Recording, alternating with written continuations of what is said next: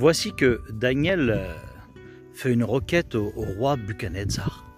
Il lui demande que ses amis Shadrach, Meshach et Abel-Négo puissent diriger la province de Babylone.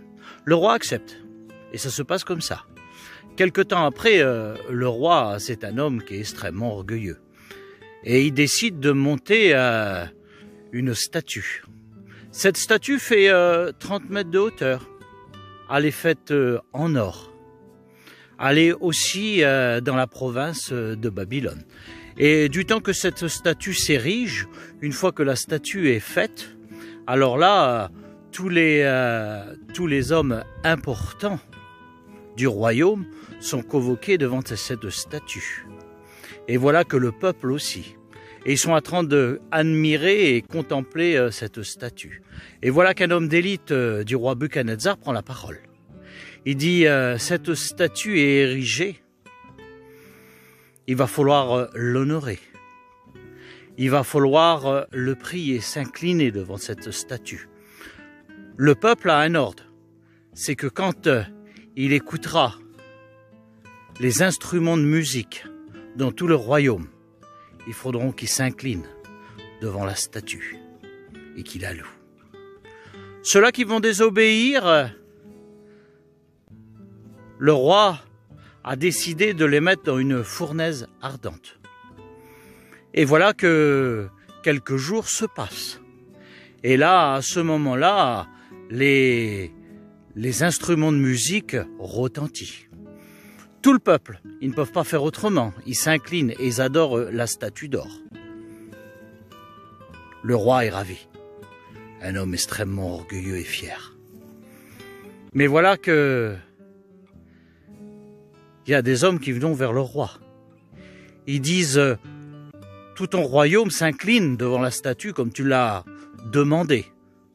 Maintenant, il y a des Juifs que tu leur as donné le commandement de la province de Babylone. Shadrach, Meshach et Abel-Négo. Eux ne s'inclinent pas devant sa statue.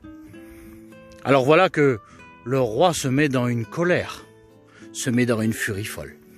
Il va les faire chercher.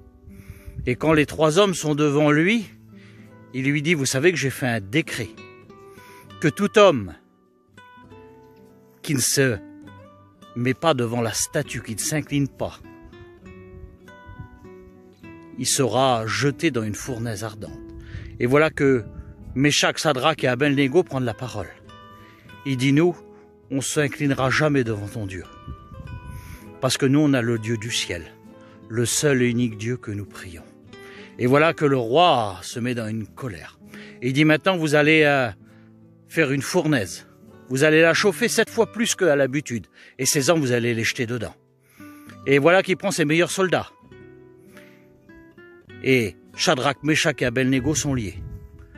Et ils vont être jetés dans la fournaise. Quand il les jette dans la fournaise, les soldats meurent par la chaleur.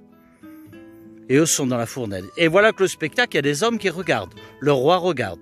Et là, d'un seul coup, le roi, une frayeur vient sur son visage. Parce qu'il voit Shadrach, Meshach, Abel-Négo se lever dans la fournaise et marcher dans la fournaise. Et il dit à ces hommes, mais vous avez bien mis que 3 hommes, oui. Et là, il y a un 4e homme qui est avec eux. Ce 4e homme, le roi dit, il a un visage de fils des dieux. Et là, il est effrayé. Il s'approche de la fournaise à une certaine distance et il dit, Shadrach, Meshach, Abel-Négo, sortez. Et voilà que ces 3 hommes sortent. Et quand ils sortent, les gens sont intrigués, se mettent autour de lui. Ils s'aperçoivent qu'autour de ces 3 hommes, aucun de leurs vêtements a subi la chaleur. Ils n'ont pas d'odeur de chaleur. Et là, le roi réalise. Il s'adresse à ces hommes. Et ils disent réellement, vous avez un Dieu. Votre Dieu est tout puissant et votre Dieu vous a gardé. Et là, le roi donne une ordre. Il dit, s'il y a des gens